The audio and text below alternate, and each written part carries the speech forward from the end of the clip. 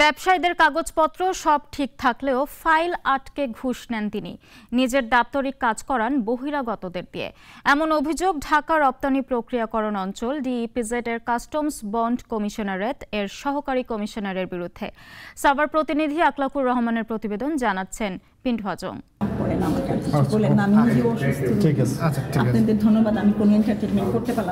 ঢাকা রপ্তানি প্রক্রিয়াকরণ অঞ্চলের কাস্টমস বন্ড কমিশনারের সহকারী কমিশনার নুরুন নাহার সিদ্দিকী, তার বিরুদ্ধে প্রায় সব ফাইলে ন্যূনতম ৩০০ টাকা ঘুষ ও ফাইল আটকে রেখে অনৈতিকভাবে অর্থ আদায়ের অভিযোগ উঠেছে।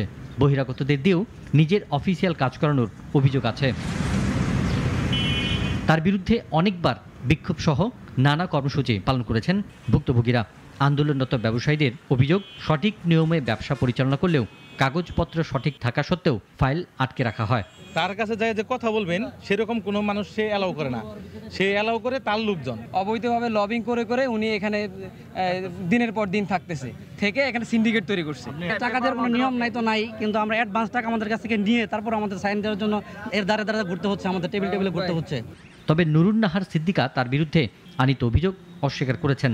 ঊর্ধ্বতন কর্মকর্তাদের অনুমতি ছাড়া ক্যামেরার সামনে কথা বলতেও অস্বীকার করেন তিনি।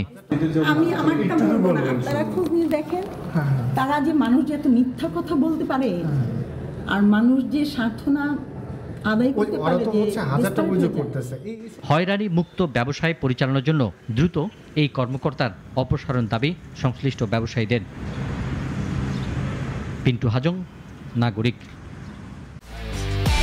একমাত্র ওয়ালটন এসি দিচ্ছে 1 বছরের রিপ্লেসমেন্ট গ্যারান্টি এবং কম্প্রেসারের 10 বছরের গ্যারান্টি।